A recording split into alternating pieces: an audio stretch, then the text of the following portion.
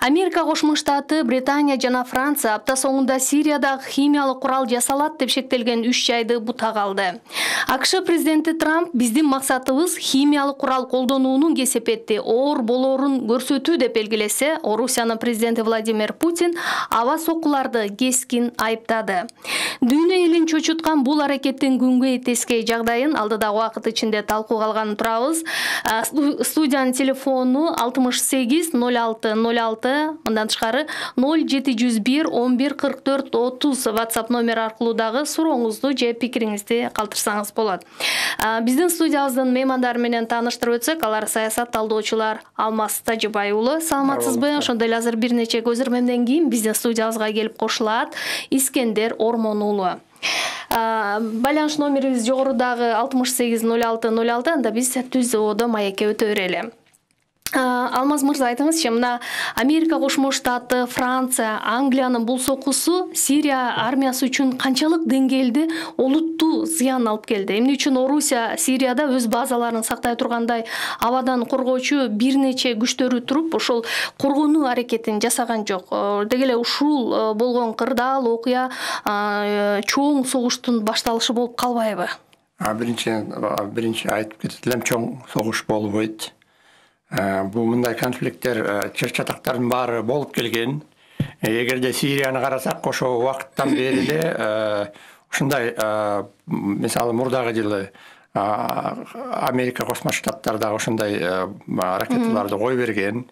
Андан ошондо дагы элдин баарын тынчталып, ушу согуш болуп кетеби, дүйнөлүү согуш болуп кетеби, коопсуздук болгон, бирок болбойт. Анткени мен ядерлык мамлекеттер болсо баары түшүнөт, бул ядерлик согуш калып келет, согуш калып келсек, бул дүйнөдө эч ким аман калбайт дегендейчи. Ошон үчүн бул кичинекей жанагындай конфликттер боло берет. Анан ошонун бир себеби бул химия заттарды колдонду деген себеп менен бомбалаган. Мурдагы жылдары дагы эгерде ушул химия жактаган атака кылган болгону бул 16-жылдагы болгон, өз убагында анан 17-жылдагы болгон, мисалы 16-жылда Алеппода болгон, 17-жылы ошо жакын провинцияларда болгон, азыр болсо Дума деген Гута провинциясында болгон. Анан ошо айыптарды мисалы жокко чыгарып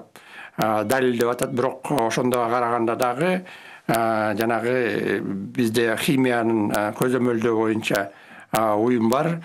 Ошолордун мисалы 16-жылдары такталып келген, 17-жылы табылган жок. Азыр болсо ошо комиссия киргенге, текшергенге мүмкүнчүлүктөр жок, бирок жанагы ошо Думада оондун сириялык оппозиционер каскалар дегендер ошолор талдап чыгып атышат да. Азыр байланышка чыккан угарманга кезек берелик. Саламатсызбы? Саламатсызбы, Рашен. Угатабыз сизди. Мен мисалы сиздин экспертиңиз менен макул эмесмин да. Чын эле ошондой коркунуч бар жанагындайчы, экинчи дүйнөлүк согуш кетиши мүмкүн. Бирок ал эми адамзатты жоккула турган ядролук согуш болбойт, конечно. Бирок согуш чыгып кетиши мүмкүн. Себеби дегенде мына азыркыча жана бомбардировкасы Сириянын, Американын. Бул такыр эч кандай себепсиз да. Бул мыйзамдарга каршы, жана эл аралык мыйзамдарга каршы.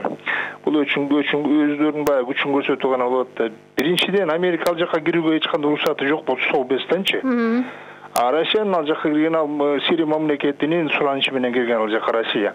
Ошо именно Игилди талкалаганычы. Азыр болсо мунагу Америкалыклар эң биринчи өзүнүн максатын унутушту да, эмне үчүн ал жака барганычы. Себеби биринчи максат ошо Игилди жок кылыш керек эле. А Игилди мына Россиянын жардамы менен ал жактан кубалап жок кылышты. Ал жерде жанагындай эле группировкалар калды. Именно жанагы америкалыктар өзү колдоп аткан жанагындай группировкалар калды да. Эми жана химиялык объекттерде ал жерде эч кандай химиялык объекттер жок, себеби эл аралык комиссия Россия башында турган ал жерде ошондой демелерди жок кылган. Рахмат. Рахмат пикириңиз үчүн. Бул өзүнүн оюн айтты окшойт да. Анан эми келген суроого дагы көңүл бөлөлчү, угарман кайрылган экен. Трамптын бул аракети мыйзам ченемдүү болуп эсептелеби дейт да. Анткени баш мыйзам боюнча ал Конституцияда ошол депутаттардын жана коргоо коргоо кеңешинин уруксатын алыш керек эле да деген. Эми мында карайлычы, кичине радио угармандарды түшүндүрүпчү. Бүткүл улуттар уюмдарынын ошого коопсуздук кеңеши бар. Коопсуздук кеңеште 5 мамлекет кирет да. Бул 45-жылда жеңген мамлекеттер кирип койгон салты боюнча. Анан ошонун ичинде Орусия, Кытай, Америка Кошмо Штат, Франция, Улуу Британиялар кирет да. Анан ошол жерде мунун чалгынын алдында баягы химия заттар колдонду деп резолюция алган. Ошо резолюция менен жана жок кылып, ошо резолюциянын биринчиси кирген эмне ыкмалары болгон, бул гуманитарлык жардам ошо Сирияга, тынчтык сүйлөшүү, үчүнчүсү болсо ок атууларды токтотуу, анан төртүнчүсү болсо көз каранды же иликтөөлөр жүргүзүү жана химия заттарычы. Бирок буну эки мамлекет колдобой койгон, бул Орусия менен Кытай. Демек, бул баягы буунун жагынан берген мандат берилбей калган. Бирок биз жана келишимдер бар. НАТО менен же болбосо ошо Сириядагы болгон конфликттерди иштеген жана Франция кадыр кошулбады, Улуу Британия. Ошолор Сириянын конфликттерди анан бөлүп калган, зона ответственности деп коет да. Ошо бөлүнгөн үчүмүн жана химия заттары колдонгондо булар өз мамлекеттеринин укугу менен жана бүткүл дүйнөлүк уюмдарды укпай эле өз ижара, өз катары эле баягы инициативасы менен жанагындай бомбаларды атакалар кылган, ракеталарын атакалар кылган, ошо 105 атака кылышкан. Ошонун баары анан жанагы химия заттар сакталган же ошо чыгарышы мүмкүн деген объектилерди талкалады. Ошондо да бул аскер жанагы жарандардын объектилерин талкалады. Ошон НАТОнун тиги Американын пресс катчылары менен сүйлөшүү боюнча булар өздөрү максатыбызды жеттик депчи. Андан башкага булар айткан эмес. Анан Трамп дагы айткан, эскерткен. Биз жанагындай кылган үчүн баягы айванаттык эме кылып атасыңар деп Башар Асадты күнөөлөп, бул химия заттар эң жаман нерсе деп анан ошого мындай калтырбай жооп беребиз депчи. Анткени мен мурдагы жылы дагы ошо ракеталык атакалар болгондо ошону билиш керек. Анан бу жерде эгерде бууга баш ийбесек, мындай караганда башка деле мамлекеттер баш ийбей жатпайбы? Ошол эле Орусия баш ийбей жатат. Ошол эле мисалы Башар Асадтын жанагындай конфликтке алып келген, бул конфликтке алып келген 10 жылдан ашып келатат да, 2005-жылдардан беричи. Анткени мен өзүнчө жана укук коргоо ошол жерде басымдык кылып, Башар Асад репрессиялык машиналар аябай күчтүү. Анан Сириянын бир мындай түшүнүш керекпиз да. Бул 18,5 миллион калк. Ошонун ичинде 93 мусулмандар, 6% бул христиандар болот да. Анан өзгөчөлүгү бул алавиттер же түркчө кызыл баштар деп коет. Булар шия менен кичине Иран менен дин эме жагына сунниттер эмес, бөлүнүп кеткен. Бирок булар ошо бийликти алып алган, анан ошол жерде көпчүлүк сунниттер бар да. Ошолор менен жанагы дин жактан согушуу болуп, анан жанагы репрессия бийликке жолотпогон үчүн ошондой баштандык көтөрүлүш болгондо ошолордун баарын жокко чыгарып, чыр-чатак чыгып кеткен. Мурда илгери элечи. Анан эгерде ошонун баарын алып көрсөк, бул мындай бир суроого мындай оңой кыйын эмес да. Ошон үчүн жана оппозиция дегенде 50дөн ашык ар кайсы Башар Асадка каршы чыккандар бар. Жана оппозиция дегендечи. Анан биз болсо мына билебиз, Игл пайда болгондон кийин ошо Иглга шылталып, негизи Орусия болсо Иглды эмес, ошо Игл менен тышкары жанагы Башар Асадтын душмандарын жоготууга жана оппозицияга, алар болсо Игл менен эч бир эмес жок. Анан бизде бул маалымат массалык каражаттар туура эмес билдирип атпайбы? Игл делечи. Игл болсо негизи анын өзгөчө территориясы Иракта башталган да, Уланталы программабызда 68-06-06 студиянын телефону. Азыр дагы угарманды уксак, саламатсызбы? Алло. Ой, угатабыз сизди. Алло, саламатсыңарбы? Саламатчылык. Мындай болуп атат да, бул Англия деген чындыгында илгери колониясы күчтүү мамлекет болчу. Азыр болсо азуусу жок, тырмагы жок бир арстан. Анан мен бул биринчи дүйнөлүк согушту элестетип атат, эстетип атат да, биз тарыхта кайрылсак, баягы биринчи дүйнөлүк согушта Антанта, Франция, Англия, анан тиги Германия үчөө Россияга кол салган сыяктуу, бул жерде Франция, Англия, Америка биригип Путиндин аброюн түшүрүш үчүн, Россияны таптакыр алсыратыш үчүн жасалып аткан бир иш. 2001-жылы Иракка кол салганда, анда Путин жаңы келип, кандайдыр бир кыймыл аракет жасаш кыйын болуп турган. Ал кезде кыскартып айтсаңыз суроңузду. Кыскартып айтканда, менде эки суроо да. Эми жанагы буу деген уруксат берген эмес. Уруксат бербеген күндө да үчөө биригип туруп, Россия турбаган жерге кол салып жанагы бомбаларын ыргытышты.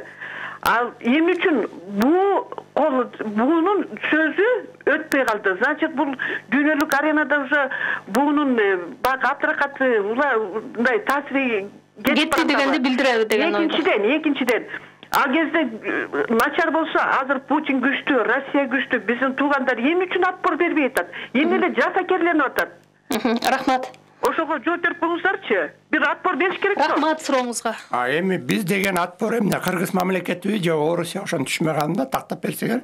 Эми Кыргыз мамлекети буунун мүчөсү, буунун мүчөсү болгону менен биз өзүбүздүн мандатыбыз бар.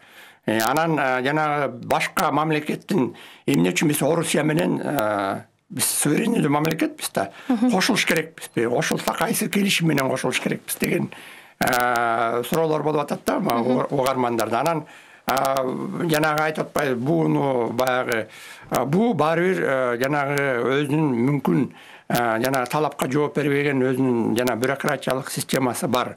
Бирок ошондой болгон менен деле айтып атпайбы, бул инструмент катары тынчтык алып келген эң чоң. Бирок дагы бир жолу айтып атпайм, бул солго, акка, карага карабай, бул керек болсо аны аткарбай коюшат мамлекеттер. Ошол эле Орусия аткарбай жатат. Анан жанагы Башар Асадтын бийлигин баягы курчоп берген, анткени кызыкчылыгы бар Орусиянын. Биздин Кыргызстандын Сирияда эмне кызыкчылыгы, коопсуздук жактан эле жана террористтер бияка келбей согуш болгон. Анан дагы бир айтып кетиш керек, ошол жакта Сирия мамлекет көп улуттук эл да, ошонун ичинде Түркман деген түрктөр бар, ар кайсы улуттар бар да, казактар дагы бар да, керек болсочу. Курдтар бар дегендей. Анан ар бир мамлекеттерде жанагындай террорист деп саналат. Анан бизде болсо мүмкүн террорист эмес деген эле ошо кеп. Анан бул Орусия менен Америка согулушкан жок а жерде. Ал күчтү көргөзгөн жок. А жерде ошо Орусия Башар Асад алып келип атат. Мисалы Америка эмес, жанагы 50дөн ашыктай жанагы оппозициялардычы, алар Сауд Арабия, араб өлкөлөрү, мындай айтканда сунниттер, суннага кирген мамлекеттердин баары ошо сунниттерди колдоп атат да, бир жагы. Бул дин жактан согуш болуп атат да. Студиянын номери 680606. Мына биздин студиябызга Искендер Ормон уулу да келип кошулду. Саламатсызбы? Саламатсызбы. Мына ушул аракет, ушул сокку канчалык деңгээлде дүйнө эли үчүн мындай чоң кооптонууну жаратат деген маселе жөнүндө пикириңизди билгим келет. Анан АКШнын, анын баягы союздаштарынын бул соккусун орусиялык айрым бир эксперттер аскери пиар жүрүш деп дагы атап жиберишти да. Ушуга окшош эле пикирди айталык англиялык эксперт да айтты. Бул жолку сокку масштабтуу болгон менен дейт, АКШнын президентинин маанайына салыштырганда мындай жумшагыраак болду депчи. Сиз кандай ойдосуз? Ооба, коомчулукта дүрбөлөң салды бул Сирияга болгон окуя жана анын аркасынан келген дүйнөлүк баягындай күч көрсөтүү аренасы деп коелу. Эми кооптуулук бар, себеби натыйжада бүгүнгө чейинки адамзат тарыхында согуштун баарын чыгарган эле адам да кайра элечи. Анан ошончо миллиондогон адам өлгөнүнө карабастан кайрадан эле согуштарды чыгарып келген да ошол акылдуу деген, абройлуу деген адамдар же болсо өлкөлөр. Азыр деле канчалык бул баягындай жаңы технологиянын натыйжасы эмне боло тургандыгынын баары ачык айкын болгонуна карабастан буну эч качан жок, дүйнөгө коомчулугуна бул согуш болуп кетпейт. Дүйнө эч качан мындай бруталдуу чектен өтпөйт дей албайбыз да, себеби эч ким гарантия бере албайт. Эч ким гарантия бере албайт. Ошону менен бирдикте Сирия окуясы керек болсо ошол жерге катышкандар акыркы чыгыш жолун деп коет го. Ошол негизги жол картасын өздөрү дагы билбеген абалга келип калды да. Баштан ачыктаган дардан толук тескерисинче же болбосо эч ал айткандай болбогон багыттарга алганы бул Сирия согушунун акыркы 7 жылдагы процесстерине көрсөттү. Ошол негизде алып караганда бул коркунуч бар. Бул коркунуч бир эле баягы адамзаттын тарыхындагы көрсөткүчтөргө таянып эмес, азыркы учурдагы лидерлердин дагы кээ бир учурда логикасын, акылдуулугун, көрөгөчтүгүн дагы кээде сынай турган же болбосо кээде баягындай ал жөнүндө күмөнгө алып бара турган аракеттерин дагы натыйжасында айтсак болот да.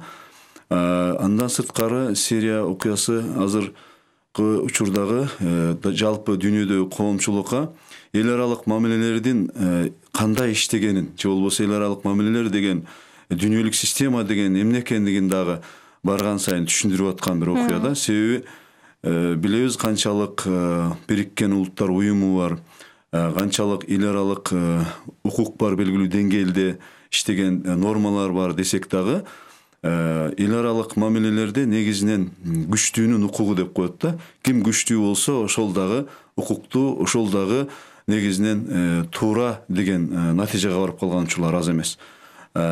Албетте ичинде белгилүү нормативдердин негизинде азыр барган сайын күчөп бараткан таасирдешүүлөр бар. Ким кандай эл аралык нормаларды бузган болсо анын натыйжасын көргөн. Мисалы Россияга мына санкциялар болуп атат.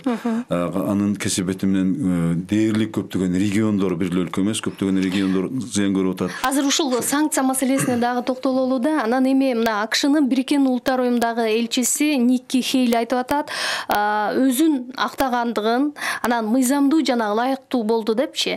Эгер Сирия режими уулуу газды кайрадан анда АКШ кайрадан ошол соккуну улантат демек, бул чыр дагы уланат дегенди билдиреби анда?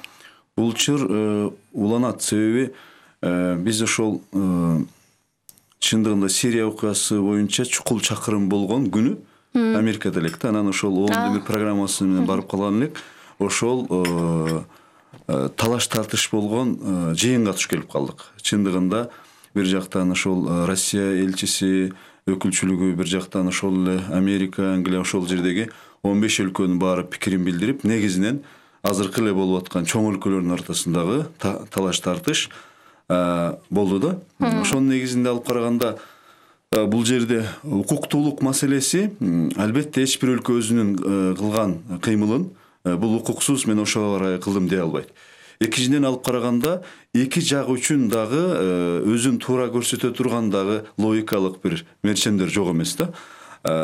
Америка укуктуу мен бул туура кылып атам деп атат, себеби химиялык оружие колдонду, курал жарак колдонду, көптөгөн граждандык адамдар, мындай жөнөкөй карапайым адамдар жабыркады, өлдү. Анан ошону биз дагы эле Россиянын ветосуна карабай ал жакка изилдөөлөрдү жүргүзбөй, натыйжасында ал жерде ким күнөөлүү экенин тактабай жүрө берсек, анда бул жабыркоо улана берет. Ошондуктан мен жабыркоо уланбашы үчүн бир алдын ала тездетилген чараны көрүшүбүз керек. Ал кандай чара болушу мүмкүн? Бул ошол чарасы азыркы немени айтты да, мындайча айтканда Сирия өкмөтү же болбосо азыркы мамлекет Асад баштаган күчтөрдүн бул иш чарасын же болбосо бул согуштук адамдарга зыян берген кыймылын токтотушун керек. Бул токтотуу бир гана ушул жол менен болуп атат. Ал жердеги лабораторияларды, кээ бир аскерий базаларды, кээ бир ошондой изилдөө химиялык складдар болгон жерлерди жардыруу, жок кылуу менен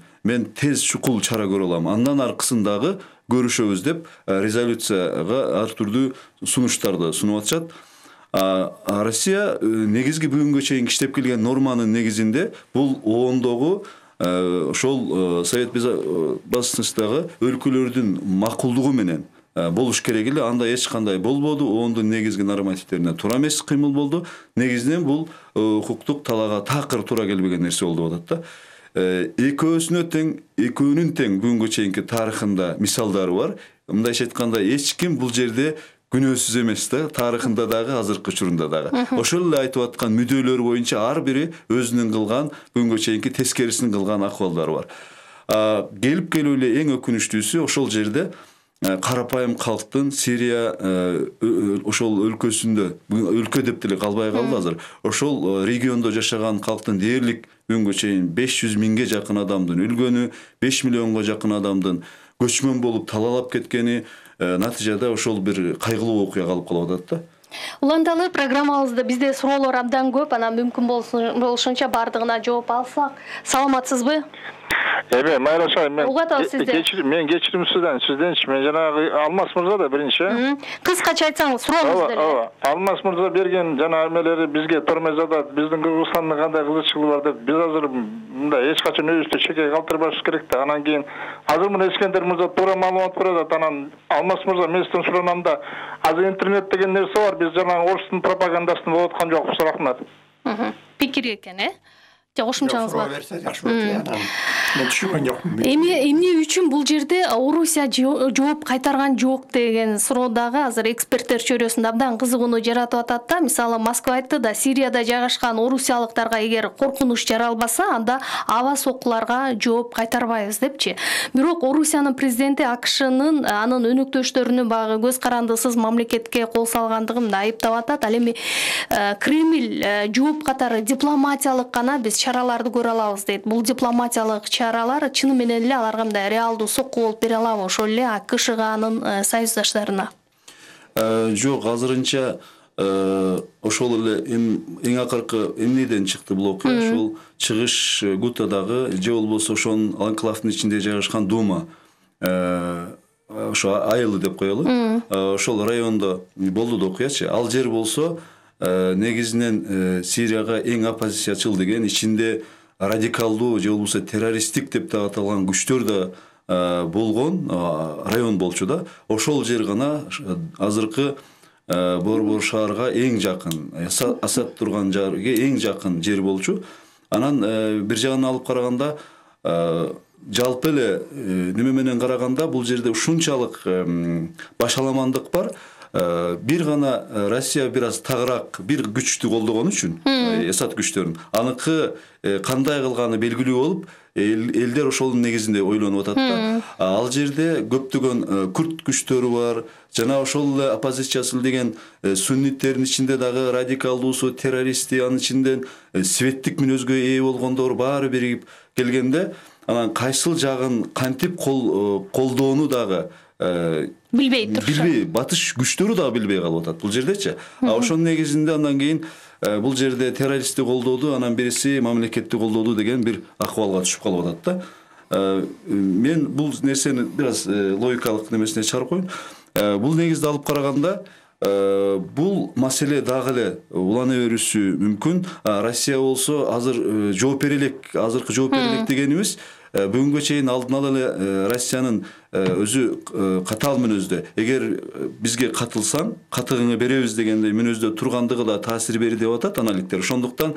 аларга эч кандай сөз келбей тургандай белгилүү гана точкаларга ошол ракеталар атылды депчи. Бирок Россиянын жообу али алдыда дейт, дагы деле болушу мүмкүн. Ал болгон бүгүнгө чейинкидей эле жооптор өздөрүнө тараптуу күчтөрдүн, Асад күчтөрүн дагы күчтөндүрүшү, ошол мисалы Думанын толугу менен алышына катуу баягындай колдоо көрсөтүлүшү, ошол эле Ирандын күчтөрүн бул жерде чогулуп чыгаруу болуп атты эле, анын чыкпашына дагы салым кошуп туруп, мына кечээ Рухани менен көрүштү. Ошол негизде алып караганда Ирандын күчтөрүнүн дагы бул жерде такай кала беришине жардамчы болушу деген жооптору бар да. Бул натыйжада эмне болот? Эки өлкөнүн түздөн түз зыян көрүүсүнөн дагы көбүрөөк ошол жердеги эле талаадагы эл, ошол жердеги, ошол региондогу карапайым калктын зыян көрүүсү улана берет да, өкүнүчтүүсү.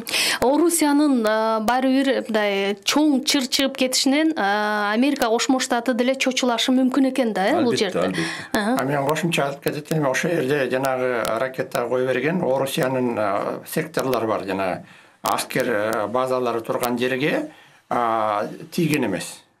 Мисалы, анан жана Орусия кимге жооп бермегиле? Мисалы, Кошмо Штат же Франция башка өлкөлөрдүн базалары жок Орусиядачы, бомбалагандачы. Анан дагы мен кошулуп кетем, туура анткени мен багы бир тараптуу ак кара деп албаш керек, анткени мен ал жерде бирин менен багы аралашып кеткен да. Мисалы, курдтарды болсо Орусия колдойт.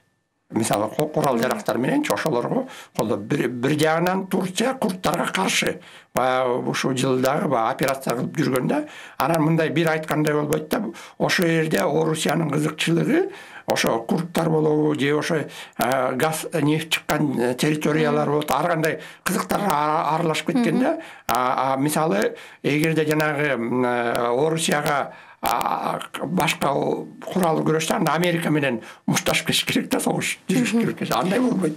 Угаталы сизди саламатсызбы? Саламатсызбы.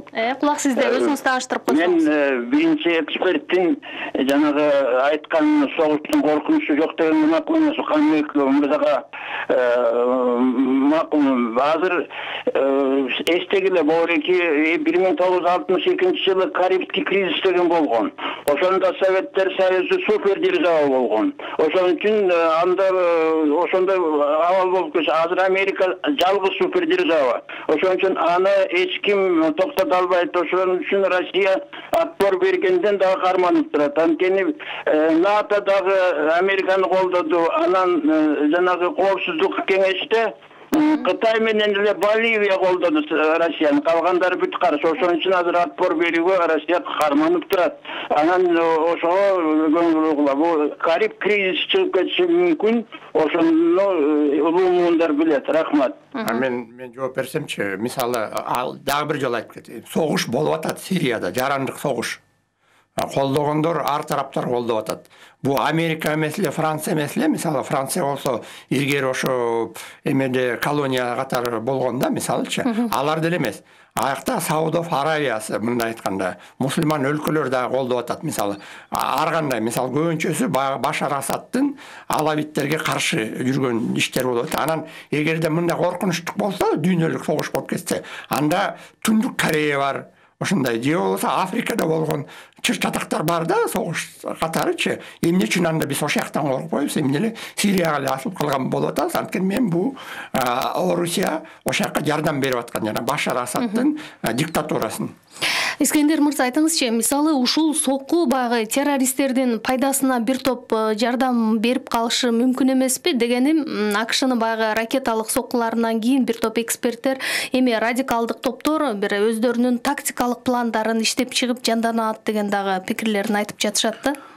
Бул жерде негизинен ал пайдаланганга ушул жерден бир пайдалуу натыйжа менен чыкканга аракет кылып атышат, өздөрүнүн пиар немелери күчтүү болуп атпайбы? Бирок толук тескерисинче азыр мурда бир тараптуу гана неме болуп аткан болсо, баягы ошол эле Асадты колдогондор же болбосо шиит сүннит мазхабчылык негизинде, сектанттык негизинде бир колдоолор болуп аткан болсо, акыркы бул неменин Америка жана Англия, Франция бириккен күчтөрдүн аракет атуусунан кийин мусулман чөлкөмү дагы, мусулман мамлекеттери жана топтору дагы аябай бөлүнүп калды да. Азыр мындай карасак, бул ракета атууга ошол эле Туркия мисалы колдоду. Ошол эле Эрдоган ачык пикирин айтпады, Катар, Сауд Аравия колдоду. Бирок ошонун учурда бүгүнгө чейин катуу ошол колдоп келген Хамас уюму каршы чыкты. Ошол учурда Орто Чыгыштагы кээ бир группалар буга эмнеге мындай мусулман топтордун үстүнө ушунчалык карапайым калктын үстүнө оюндар ойнонуп атат деген нерсеге бир жаңыдан ойгонгондой болуп, мурда болуп келген нерседе катуу көз жумуп эле эки жаат болуп колдоп келген болсо, ойлонуп калды. Бул окуянын аркасынан чындап эле мусулман мамлекеттердин жана ошол Сириядагы согушка тараптар болгон топтордун дагы өздөрүнүн оюнда башаламандык пайда болуп калды азырчы. Кайсы күчтү эмне үчүн кантип колдош керек деген нерседечи. Ошол жагынан алып караганда бунун чыр-чатагы дагы алдыда болуп, анан өкүнүчтүүсү дагы эле улана бере турган абалга келип калды. Мындай эми бунун натыйжасында белгилүү радикалдык күчтөр итияттайт-го деген нерсе кайрадан азайып, эми бул күчтөнүшү мүмкүн абалга келип калды. Ал жагынан бир жагынан алып карасаң, ошол эле Орусия колдогон Асад күчтөрү болсо, мына кандай болгон күндө дагы арканда колдоочу чоң күчтөр, мына Кытай дагы керек болсо ошол коргоо кеңешиндеги добуш берүүдө бир жагынан өзүнүн тарабын белгилеп, мени колдоду дегендей бир дагы эле улана бере турган салмактуулук пайда болуп калды эки жакта дегенчи.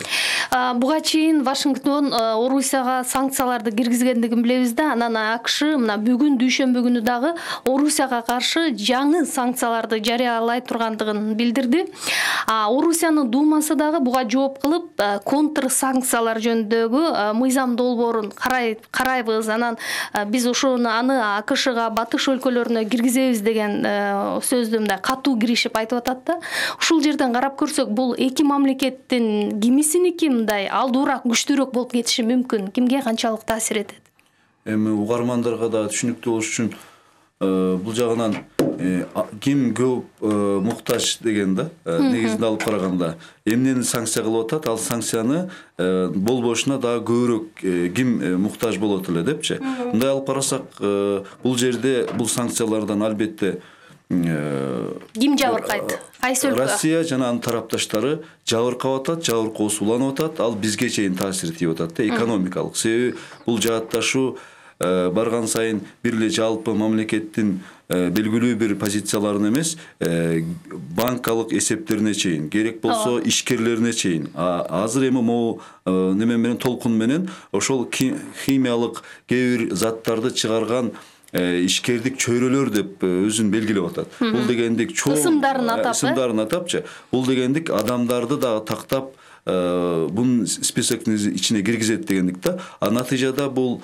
согуш ушунчалык бири-биринин ичине кирген согуш болуп атат. Санкциялар бир согуштун бир башка бир көрүнүшү болуп атат. Информациялык согуш, экономикалык согуш, экономиканын ичинде ошол пайда алып келүүчү булактарга бөгөт коюу согушу болуп, негизинен алып карасак, ошол нерселерди сатууга, ошол нерселердин негизинде экономикалык киреше алып келүүгө албетте Россиянын көбүрөөк муктаждыгы бар эле. Бул санкциялар негизинде ал жабыркоосу, зыян тартуусу дагы көбүрөөк болуп атат. Россия болсо, батыш тарап болсо, санкция уюшкан батыш тарап болсо, бул жерде албетте жанагы нефть, ошол эле газ түйүндөрүнүн өзүнө бурулуусуна мындай жабыркап аткандай сезилип аткан, бирок альтернативдүү булактарды жаңы технологиянын негизинде Кочкурчуда карасаңар, жаңы ачылыштар деп канчалаган альтернативдүү энергиялык булактардын ачылышы болуп кетти. Же болбосо жаңы технологиянын өнүгүшүн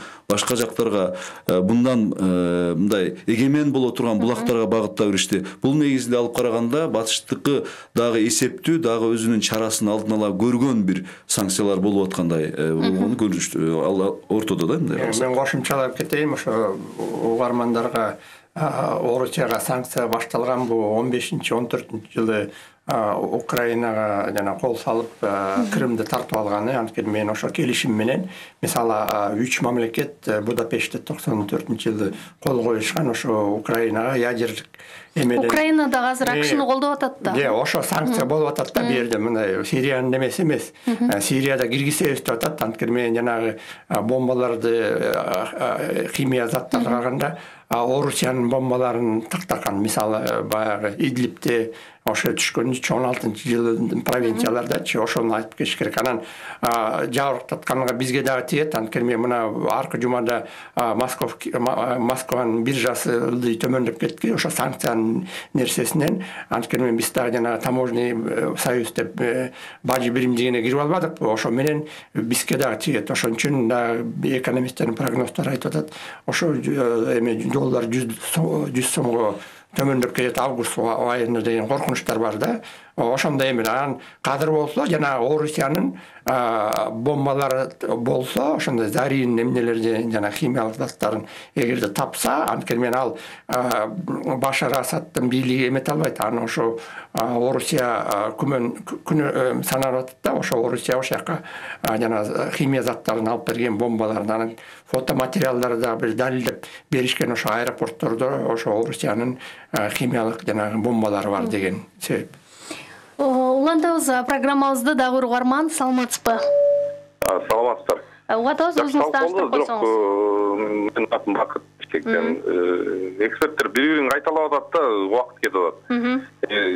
Мындай суроо, эмне үчүн Сирия, эмне үчүн Ирак эмес, эмне үчүн Палестина, Израиль эмес, Египет эмес? Анан экономикалык дефолтко мындай жерде бараткан Россиянын да кызыкчылыгы жагын карап кетсеңиз, ошол суроого жооп. Амандайбыз. Рахмат. Эмне үчүн Сирия себеби ошол толкун Тунисте башталган, Египетте уланган, Иракта андан мурда болгон нерсе бир Сирия эң баягындай эмне деп коет, эң слабый бир неме болуп калганда, звено болуп калганда, ошол жерге келгенде, ошол жердин этникалык абалы, ошол жердеги коррупциялык элементтер жана авторитардык режимдин ушунчалык чыдагыс абалга келип калышы, булардын баары андан мурда ошол баягы Орто Чыгыштагы араб жазы деген толкун болгон өлкөлөргө окшошкондугу, анан келип туруп ичиндеги баягы неме деп койсок, деңгээл же болбосо бир баланстын этникалык эле эмес, диний, сектанттык жана ошол жердеги көп кырдуу бир таразанын негизинде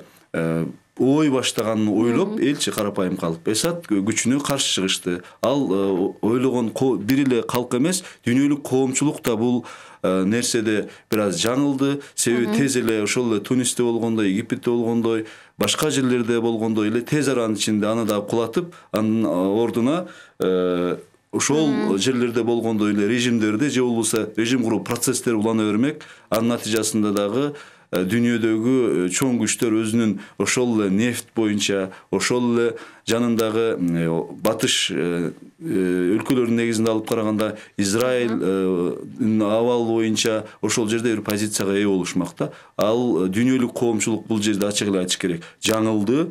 Тез аранда бүтөт деген нерсе мына 8-жылга кирип атат. Бул жерде ар бир өлкө эле чоң күчтөр дагы бул жерде өзүнүн бул чоң маселеде алсыздыгын анчалык эле көрөгөч эместигин көрүнүп калгандыгына күбө болуп отурушат да. Бул жерде эң бир таасирдүү оюнчу катары Орусия эсептелип атат да азыр, Азыркы учурда Орусия эң таасирдүү күчтөрдөн бириси. Ошол конфликттерди баягы Башар Асадты колдоп, андай өзүнүн баягы аскердик кызыкчылыгы үчүн деп айтсак болчудай го, анда. Аскер жардам берип атат, баягы аскер жагынан. Кийинки угарман, саламатсызбы? Саламатчылык. Угат азыр бир аз катуураак сүйлөңүз. Эксперттерге бир суроом бар эле да. Айтыңыз. Анткени бир убакта биздин бир атка минер Казакстандын атына сынайт эле го.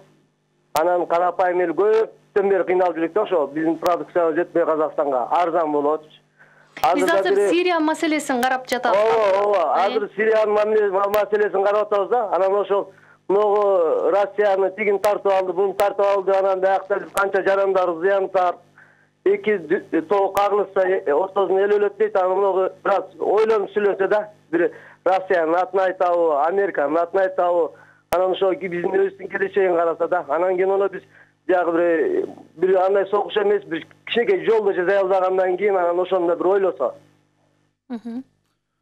Эми угарманга рахмат, ушундай этияттык болгон үчүн. Буну мамлекеттик ишмерлерге, мамлекеттин атынан сүйлөгөндөргө айтылса дагы туура болот. Анан эксперт катары же болбосо ошол регион боюнча кичине баягы пикири болуп, коом менен чогуу ошол пикирди бөлүшкүсү келген катары бул айтылган маселелер ачык маалыматтардын негизинде туура эле деп ойлойм. Анан ооруну жашырса өлүм ашкере кылат дегендей, анан биз баардык нерсени эле көмүскеле ушундан этият бололу, тигинден этият бололу дей берсек, анан чындыкты билбей, же болбосо чындыкка жакындоо тепкичтерини көрбөй, анан дагы эле караңгылыгыбыз улана берип, кимди эмне үчүн колдойбуз, кимди өзүбүздүн позициябызды эмне үчүн ошол абалда болгон абалга сактайбыз же багыт алабыз дегенге суроо таппай жүрө беребиз да. Ошол суроолорго ошо жооп издөө, үн чыгарып ойлонуу процесси деп койсок болот. Мен кошумча айтып кетет элем, эмне үчүн жана Сирия эмне үчүн ушундай дегенни бул сабак катары караш керекпиз да. Мисалы саясаттануучуларчы мына ошондой, анткени мен ошондон биз үйрөнүп атабыз. Ошондой бизде конфликттер деле болуп келген. Баягы этникалык жактан, кадыр болсо диний жактан да коркунуч болуп турат. Анткени мен Сириядан көрүп атабыз, ошо ар кайсы диндердин баягы агымдары мененчи ошондой эле биздин мамлекеттер бар. Ошо коопсузданыш керекпиз да. Ошону сабак алыш үчүн баягы элдер менен бир кыргыз элин топтош керек да. Мындай айтканда баягы башка бирөөнүн мындай болгон жетишпегендики бизге жетиштүү болуш керек да, ошондой айтып кетет элем угарманга. Угуп атабыз, сизде саламатсызбы? Алло. Кулак сизде, өзүңүз тааныштырып койсоңуз. Бул жерде мен өзүм бул Бишкектен чалып туурасын айтса жакшы болмок. Бул Сириядагы окуя бул бир күндө же бир жылда эле болуп башталып калган эмес. Муну Америка Кошмо Штаты көптөн бери эле пландап келаткан 10-15 жылдык нерсе. Бул жерде биз Кыргызстандын кешен жоңуз биздики абдан чоң. Анткени Сирияны басып алганда игылдар Тажикстан аркылуу Кыргызстанга өтүп, андан ары Казакстан өтүп, эң негизги максаты бул Американы тиги Россияны жок кылыш, ошол жердеги жанагы кен байлыгын ээлик кылыш. Бул жерде Америка Кошмо Штаты эмес, Трамп эмес, бул жерде жана акчалуу масондочу азыр дагы башка уюмдар пайда болду. Белгисиз адамдар башкалат. Трамптын да ал жерде эч кандай күчү жетпейт. Анан биздики Россия Путин. Бизди сактап келаткан только Путин. Анткени бизде экономикалык эле кризис эмес, экономикадан эмес, биздин өзүбүздүн мамлекеттүүлүгүбүздү жана башка ошондой эле бар. Диний жактан бар жана биз Сириядан да жаман акыбалы келишибиз. Рахмат. Искендер мырза. Эми бул суроо эмес, пикир болду окшойт. Эми бул конспирологиялык ойду жүгүрткөндөр дүйнөдө аз эмес. Эми бул логика менен айтканда кандай гана тарыхтарды жазып койсок болот. Мындай жазылган китептер дагы, булактар дагы аз эмес. Болгон маселе биз азыр ошол Сириядагы акыркы алдыга чыккан окуялардын негизинде гана пикир алыш бериш болуп атат. Анын тарыхчасы эмнеге чыкты, бул өлкөлөр эмне үчүн ошол эле Сирияга тырманып жабышып калды деген маселелердин айланасында күндөп түндөп сүйлөшсө болот. Мен бул учурдан пайдаланып дагы бир акыркы эксперттик бир пикирди окуп калдым, ошондо айтып кетейин. Бул логикалуу келип атат да. Ошол үч өлкөнүн Сирияга болгон бул ракета атуусунда негизги максат ал жердеги химиялык элементтер болгон складдарды жок кылуу же болбосо ошол жердеги лабораторияларды жок кылуудан дагы көбүрөөк акыркы учурда пайда болуп калган Турция менен Орусиянын ортосундагы союздашуу бир бирикменин ортосун жаруу депчи. Макрон кечинде айтып чыкты, биз ошол максаттарыбыздан бири ушул болчу. Биз Түркияны Орусиядан ажыраттык депчи. Себеби Эрдоганын ачыктан ушул кол салууну биз колдойбуз деп батышты колдоосу Орусия тарабынан дагы Түркия бизди саттыбы деген макалалар менен колдоого алынды да. Бул дагы бир өзүнчө бир бул Сирия окуясынын канчалаган катмардан, канчалаган тепкичтен турганын анан бир эле жактан карап туруп буну чечип коюу бир эле катардагы эксперттерге же бир ойчулдарга эмес, чоң мамлекеттерге дагы түйшүктүү иши болуп атканын бир эсепке алсак.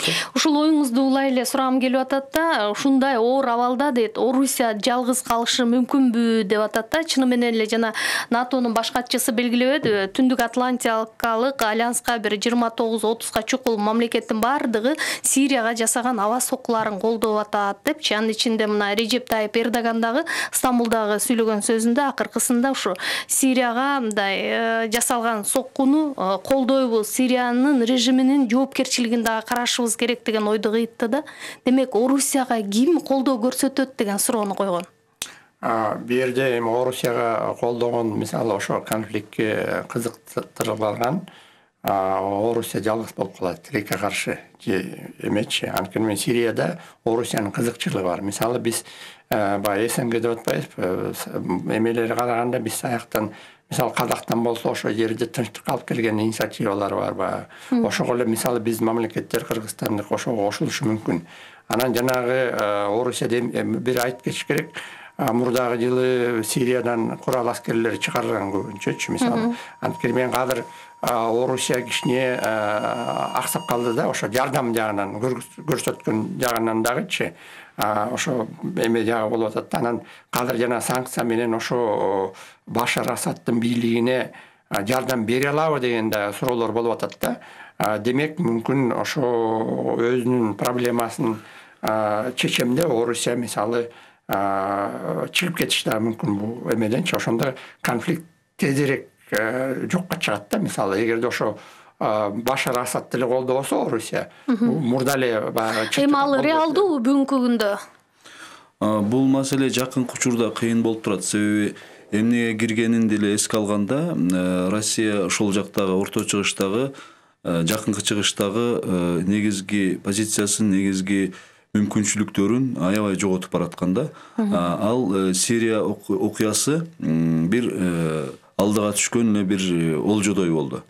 Себеби ал жерде Сириядагы өзүнүн позициясын күчтөндүрүү жана анын Сириянын дагы эми азыр кабыл алынган Эсад күчтөрүнүн, Эсад ошол жетектеген өкмөттүн чакыруусу менен деген көрүнүш менен легалдуулугун дагы бир бүтөп алды. Ошонун негизинде ал жерде өзүнүн мындан аркы болуусун, буну менен эмес, мындан аркы болуу керектигин негизинде да барды да. Мен ойлойм, ал жерде жанагы оондо дагы сүйлөшүлгөндөй, бул жерде аскердик салгылашуу менен же болбосо өзүнө тарапташ күчтөрдү колдонуп согушуу менен бул улана берет. Бунун натыйжасы, бунун белгилүү бир тынчтыкка келиши сөзсүз түрдө саясий бир тараптар саясий сүйлөшүүнүн, саясий келишимге келүүнүн, отуруп акыл калчап сүйлөшүүнүн негизинде гана болот да. Ал бул дагы сөзсүз түрдө Россиянын заматта эле ал жерден өзүнүн бүт кызыкчылыгыңы, бүт ошол жерде болгон нерсеңи баш тарт, ал жактан кет, биз дагы кетебиз деген менен дагы болбойт. Ал баардык мамлекеттер кеткен күндө деле баштап койгон чыр, башталган бул акыбал кайра дагы жаман региондук чоң жаңжалдарга уланып кетиши мүмкүн. Ушул лидерлер бир столго отуруп сүйлөшө алышабы? Жок, жана бунун инструменти бар да. Мисалы резолюция алганда жана колдобой кетип атпайбы, Орусиячы ошол жерде айтылганда окту токтотобойли деген резолюция, бунунчу бирок ага алган жок. Анан мисалы Орусия чыгып кетсе дагы Иран бар аякта. Жана ошо Башар Асадтын бийлигин колдогон. Анан колдогондо жана Хезбалах деген террористтик уюмдар бар, ошолорду дагы колдоп, жана андай болуп атпайбы. Орусия чыгып кетсе деле Иран турат. Анткени азыр Орусия менен Иран ошо Сирияга жардам беребиз деп сүйлөшүп алышкан да. Демек, бир столдо отурушу кыйын экен да. Ошол коопсуздук кеңешинде дагы дээрлик бардык өлкөлөр бул курал жарак менен чечилбейт, отуруп сүйлөшүш керек дейт. Сүйлөшүүгө келгенде жанагы эле инструменттер да, ошонун негизинде ООНдун структурасындагы, ошол коопсуздук кеңешинин структурасындагы алмашуу сунушу, реформа кылуу сунушу болуп атат да. Себеби карап көрсөңөр, бүгүнгө чейин Орусия 12 жолу вето кылыптыр да өзүнүн күч. Билесиздер, ал жерде 5 ар дайым болгон мүчөнүн бирөөсү каршы чыгып койсо эле эч бир документ кабыл алынбай калат. Россия болсо бүгүнгө чейин 12 документке ошо Сирия боюнча каршы чыгыптыр. Бул дагы көрсөтөт, бул бара-бара эл аралык системаны дагы көбүрөөк сурамжылоого, ал жөнүндө күмөн саноого жана бир чечим кабыл алгыла деген жалпы дүйнөлүк коомчулуктун таасири менен белгилүү бир кадам таштамай сайын болбойт го депчи. Чоң рахмат, бизге бөлүнгөн убакыт аяктап калды. Ийгилик каалайбыз. Бүгүн Америка Кошмо Штаты, Британия жана Франциянын апта соңунда Сирияга химиялык курал жасалат деп шектелген 3 жайды бутага алышы, азыркы түзүлгөн кырдаал бул кайда барат деген жагдайды талкууга алдык. Суроолорго саясат талдоочулар Искендер Ормон уулу жана Алмаз Тажибай жооп беришти. Марал радиосу өз уктурларын түз ободо уланта берет. Алдыда жаңылыктар.